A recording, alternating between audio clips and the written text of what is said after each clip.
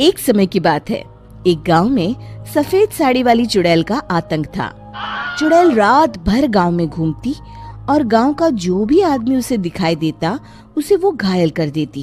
अरे कोई तो बचाओ, मर गया रे। एक रात हरिया अपने खेत से अपने घर लौट रहा था कि तभी अचानक उसके सामने चुड़ैल आ जाती है। अरे बाप रे, ये चुड़ैल कहाँ से आ गई? आज तो मैं गया काम से।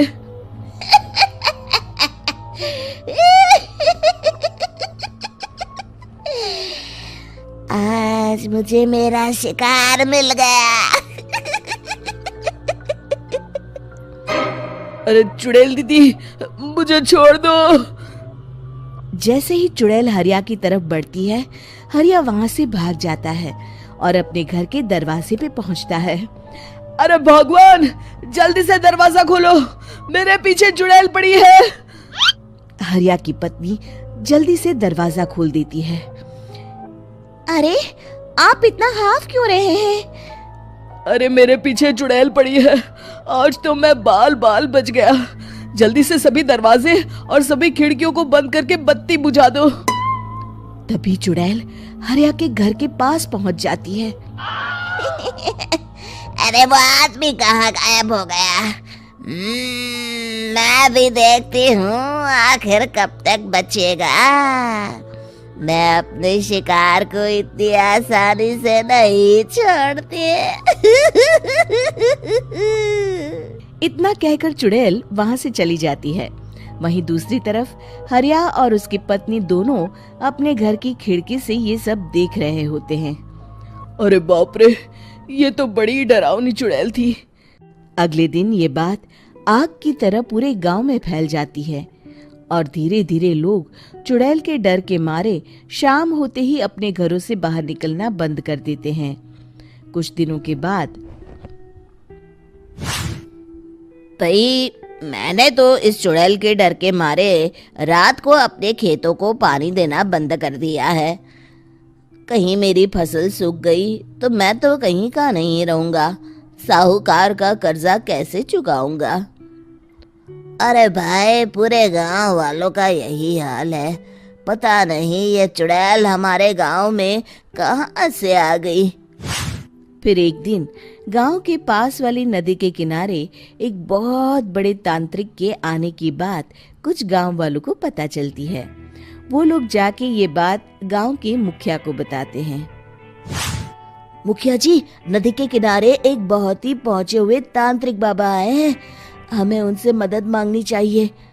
मैंने सुना है वो बड़े बड़े भूतों और चुड़ैलों को अपने वश में कर लेते हैं।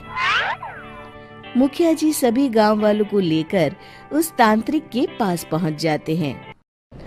ओम फट स्वाहा, ओम फट स्वाहा। तभी तांत्रिक अपनी बंद आंखों को खोलकर कहता है, क्या बात है? तुम सब लोग यहाँ क्यों आए हो? मुखिया जी उस तांत्रिक को सारी बात बता देते हैं। अच्छा, तो ये बात है। और तांत्रिक अपनी आंखों को बंद कर लेता है। मैं देख रहा हूँ तुम्हारे पूर्वजों ने बहुत पाप किए थे, जिससे ये गांव अब श्रापित हो चुका है। उसी के फल स्वरूप तुम्हारे गांव में चुड़ैल आई है। ये चुड़ैल बहुत खतरनाक है, ये किसी को नहीं छोड़ेगी। हे भगवान, मर गए रे, अब क्या होगा? तभी गांव के मुखिया जी कहते हैं, बाबा, इस चुड़ैल से हम सबको बचा लीजिए। कोई तो उपाय होगा। इसका सिर्फ एक ही उपाय है। सभी गांव वालों को बारी बारी हर दिन अपनी आधी फसल उस पहाड़ी के ऊपर बनी काली गुफा में छोड़ के आनी होगी।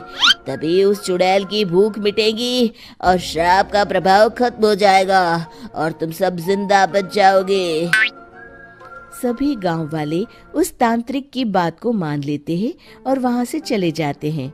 फिर अगले दिन से रोज उस गांव के लोग बारी बारी से अपनी आधी फसल उस काली गुफा के पास जाकर रखाते। कुछ दिनों बाद हरिया की बारी आती है। बाप रे, आज तो मेरी बारी है उस काली गुफा में जाने की। क्या करूं, वो तो बड़ी खतरनाक चुड़ैल है। मेरे तो हाथ पैर कांप रहे हैं। फिर हरिया डरते डरते अनाज की बोरियां अपनी बैलगाड़ी में लाद देता है। तभी हरिया की पत्नी उससे कहती है, देखो जी, संभल के जाना और किसी भी हालत में शाम होने से पहले वापस आ जाना। उस चुड़ैल का कोई भरोसा नहीं है जी। हरिया बैलगाड़ी में बैठते हुए कहता है, भगवान, मैं क्या वापस आऊंगा? लगता है अब तो मेरी खबर ही आएगी। इतना कहकर हरिया वहां से चला जाता है। रास्ते में जंगल से गुजरते हुए हरिया की बैलगाड़ी का एक चक्का बड़े गड्ढे में फंस जाता है। हे भगवान, अब ये क्या मुसीबत है?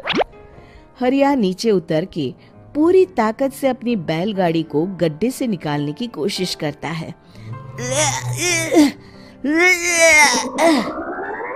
बहुत देर मेहनत करने के बाद हरिया की बैलगाड़ी उस गड्ढे से बाहर निकल जाती है। हे भगवान, अब तो शाम होने वाली है। आज तो मैं गया काम से। जैसे तैसे हरिया काली गुफा में पहुंच जाता है। अरे मर गया रे, यहाँ तो चारों तरफ डरावना माहौल है। मैंने यहाँ आने में बहुत देर कर दी, कहीं चुड़ैल नाराज ना हो जाए।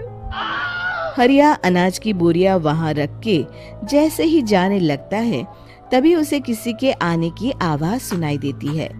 हरिया एक कोने में छुपकर अंदर देखने लगता है। चुड़ैल वहां आती है और फिर अपने चेहरे से नकली चुड़ैल का मुखौटा निकाल देती है। हरिया ये देख के हक्का बक्का रह जाता है।